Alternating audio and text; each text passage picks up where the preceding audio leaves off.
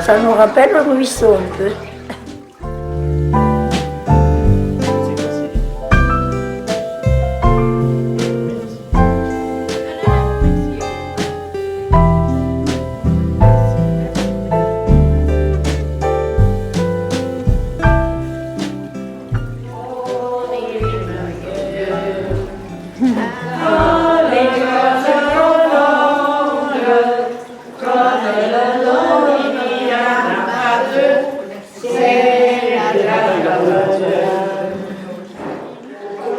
On fait bien 2 ou 3 petits tours et puis après, on est dans les vapes. On est bien à la maison de retraite, Montcloir. On nous distrait très souvent. Nous avons souvent du cinéma, de la gymnastique. On fait des sorties souvent.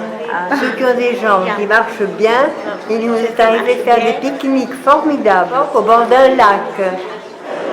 On a trempé ses pieds dans l'eau. Et j'en garde un souvenir inoubliable de ce pique-nique. Tout le monde, il est gentil. Cette maison de retraite est excellente, madame. J'y suis rentré volontairement, tout seul, et puis je la trouve très bien. Non, mais c'est vrai, hein. Bon, personnellement, je la trouve bien. Je ne dis pas que ça va à la maison. Depuis 12 ans que je suis là, je la trouve très bien. Ça ne m'a pas fait vieillir de plus.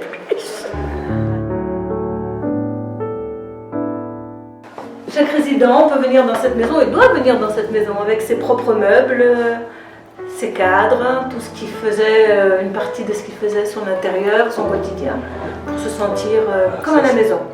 Ça c'est très important pour nous, même si c'est un peu compliqué au niveau de la gestion du ménage, du rangement. On s'adapte pour que chacun soit dans les meilleures conditions possibles.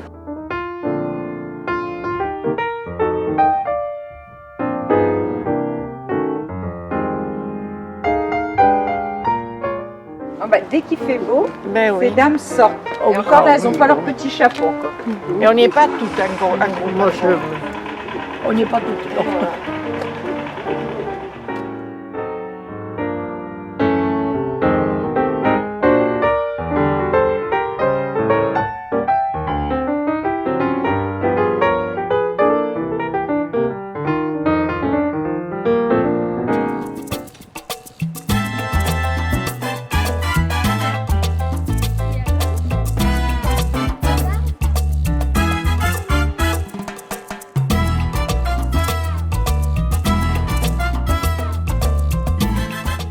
C'est notre mascotte de la maison de retraite protestante. On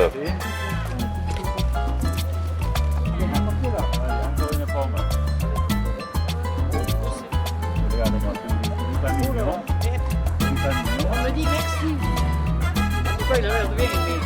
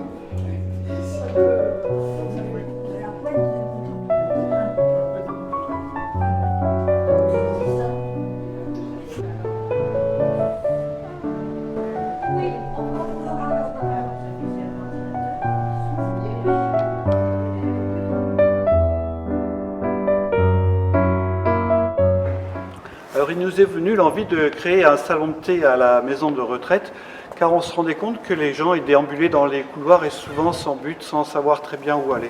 Alors on s'est dit, tiens, et si on faisait ce salon de thé? Ça permettrait aux gens d'être accueillis. Et puis ensuite, on s'est rendu compte aussi que les résidents, du coup, ils pouvaient recevoir leur famille et continuer à dépenser de l'argent.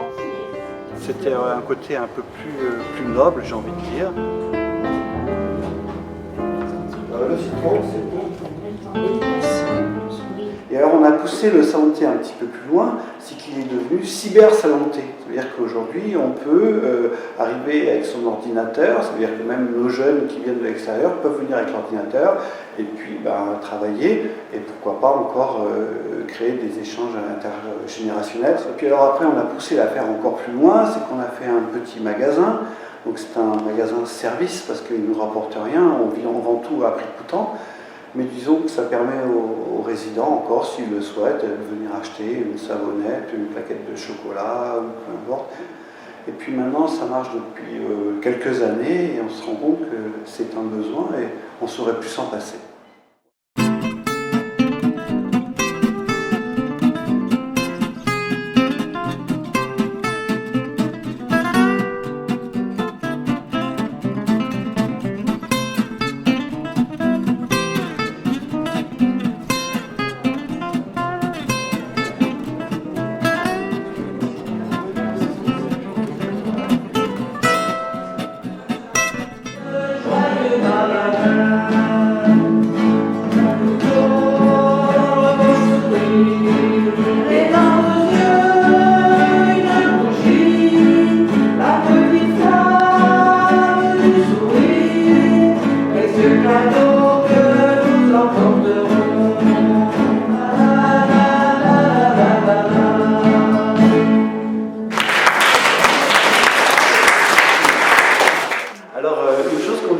On n'a pas les moyens, on ne peut pas faire ceci, on ne peut pas faire cela.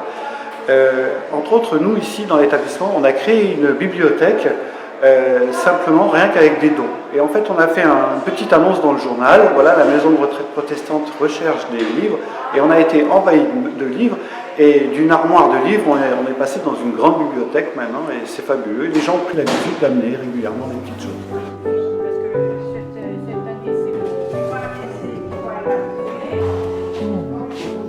Là, vous n'avez pas fini, regardez.